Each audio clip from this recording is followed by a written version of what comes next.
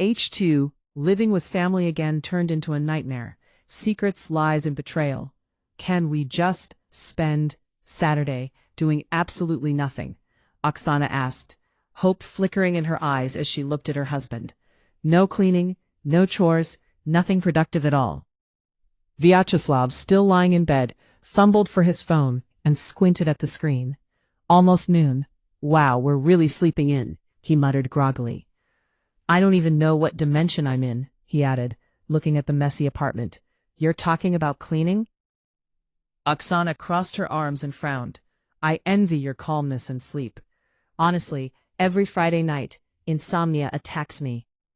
Let's become millionaires, then we won't have to drag mops across the apartment, she suggested. I understand long sleep can cause hallucinations, but not this much. Frustrated, Oksana grabbed a pillow and threw it at him with all her might. I was just about to accept your idea, Vyacheslav said. Maybe take my beloved wife to a cafe or cinema. Forget about the dust and dirty laundry. But your insults just ruined my good intentions. Oksana smiled slyly. Just kidding, honest. Take it all back. Let your plans become reality. Vyacheslav chuckled.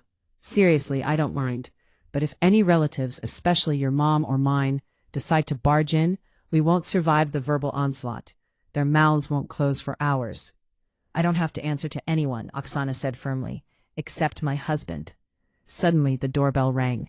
Moments later, Lydia Grigoryevna, Oksana's mother, stormed into the apartment, looking extremely worried. Mom, what happened? Oksana asked suspiciously. Daughter, we need to talk. Let's go to the kitchen, her mother said urgently, ignoring the pile of dirty dishes. It's nothing serious, Oksana tried to reassure her. No, really, daughter, her mother interrupted. A few days ago, the neighbors flooded our apartment. I cried all night. It's ruined. Oksana gasped. Why didn't you tell me sooner? What do we do now? Did you take any action? Don't worry, her mother smiled. The neighbors are responsible. They agreed to repair everything at their own expense. No lawsuits, no investigations. Oksana's relief was palpable. All the rooms. Really? Yes. And don't worry, I'll come with you to inspect it. No, I'll quickly shower and change, Oksana insisted. You don't need to. What's there to see? A peeling ceiling, damaged furniture, or wallpaper? Just trust me, her mother laughed. Mom, I didn't mean that, Oksana stammered. Her mother gently added, From today, the repair crew will be working in the apartment. Your father and I have nowhere to stay. We'll stay with you for 3 or 4 weeks at most. Don't worry, we won't be a burden. Oksana sighed, but agreed. She couldn't believe she'd be living under the same roof with her parents again. Oksana had always dreamed of independence. Growing up, her parents were perfectionists. Lydia Grigoryevna would constantly remind her, dirt is a sign of poverty. Only failures leave dirty dishes around. Oksana, however, embraced the chaos. Messy clothes on chairs, dirty plates once a day, creative clutter everywhere. She believed cleaning was not the meaning of life. After graduating from high school, she left for university dorms to live independently. Over time, her relationship with her parents improved. After finishing university, she married Vyacheslav, a man who was the opposite of a perfectionist.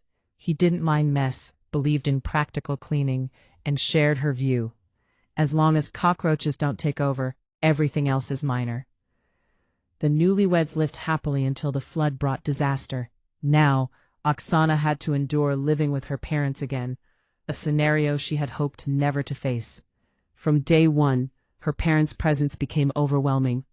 In an hour, Oksana heard hundreds of unsolicited tips on how to live. Lydia Grigoryevna criticized everything, from the placement of socks to pillowcases. Mom, we don't need lectures. We're adults, Oksana finally snapped. I'm ashamed of what I see, her mother replied. As a wife, how can you let this happen? Please don't interfere in our marriage, Oksana insisted. Don't expect me to compromise my standards either, her mother fired back before storming out. Oksana, frustrated and upset, called her mother. Mom, I'm sorry. I shouldn't have yelled. It wasn't fair, she whispered softly. But accidentally, Oksana overheard her mother on another call, talking behind her back. Her mother and sister were scheming to buy a car for Oksana's sister. using deceit and lies at Oksana's expense. Tears welled up, but Oksana quickly composed herself. No, I won't cry over those who don't deserve it, she told herself. Determined, she packed her parents' belongings, attached a 5-ruble note to the handle, for Alena's car, and moved their things out. She added both her mother and sister to her permanent block list. When her parents collected their belongings, they didn't knock, call, or try to reach her. They simply vanished from her life. Oksana realized they were too different to be considered a family.